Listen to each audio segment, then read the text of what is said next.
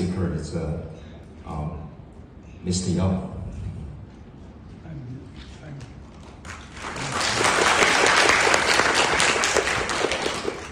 I'm delighted to be here addressing you this afternoon. In 2011, I spent 4 months in Peking University as a visiting scholar.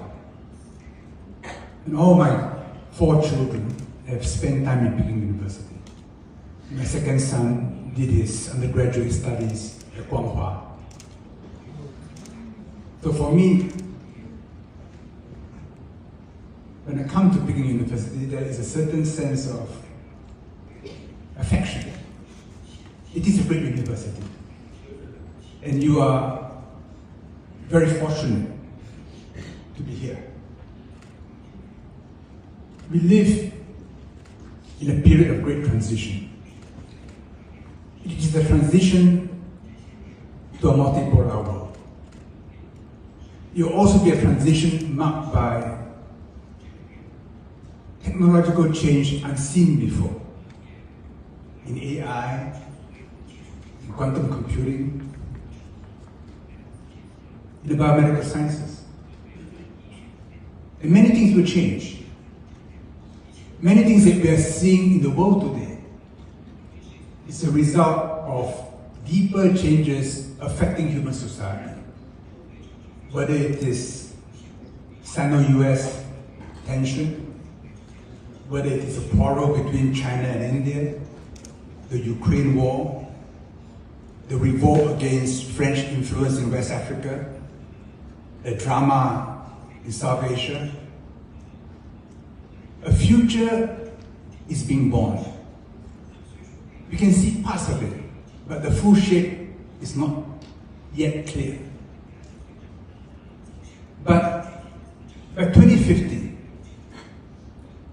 and many of you will be vigorous in 2050, in your 40s, because you will live to 100, many of you. China will be easily the biggest economy in the world and be very influential and must know how to play that role. The world's second biggest economy by then would be the US or India. The fourth would be Indonesia. And Southeast Asia and China will be economically integrated, even though Southeast Asia will be politically independent of China. Technologically,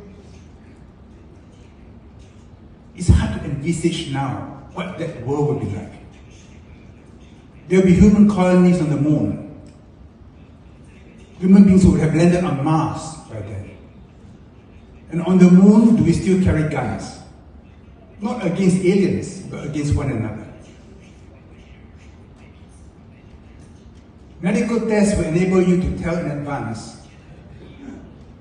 whether your child will be intelligent or not so intelligent, whether you will carry certain diseases. You can abort if you wish. What does it mean to be a human being at that time?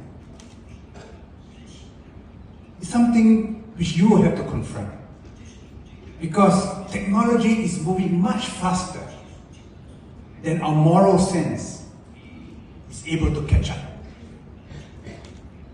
So you will face new dilemmas, new challenges, and every generation must make its own choices. If we discard human beings as being inferior or useless when they are young, then when it comes your turn to be old, be prepared to be discarded. But we say no. There's something which makes us human beings. We have a memory. And that memory distinguishes us from other social animals, like monkeys or birds. We have memory. We keep data. We learn. We become wiser. And this must be transmitted. It's easy to be selfish, to say, I optimize for my life.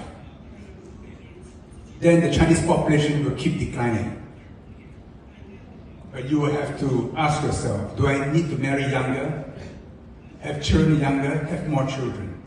This is not Communist Party propaganda. This is something many societies confront. Because if we live only for ourselves, are we happier? Are we happier if we live for others? During COVID, I had time to watch the series 觉醒年代, The Rising Generation. It is about you over 100 years ago. 五四运动, the May 4th movement. When confronted with a humiliating injustice, and the older generation were prepared just to be resigned to it, the young students of Peking University said, no, we will not accept it. We will transform ourselves in order to transform China.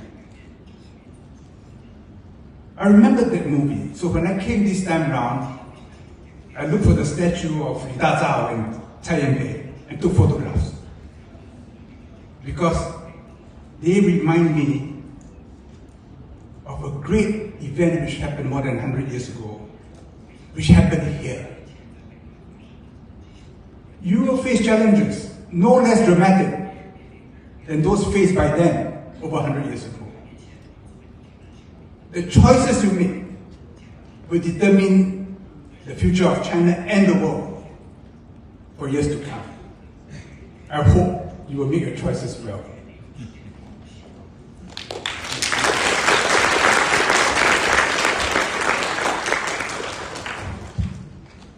Thank you very much, Ms. Yang. Hold the high expectation for Peking University students. Look forward you transforming China by transforming yourself. This reminds me of my generation. There's also a saying says, 从我做起, 从现在做起. That's the slogan of the 1980s, starting from ourselves, starting from now. Action. Our last speaker is Professor Lan Jitsu. Please. Thank you very much, Professor Yu.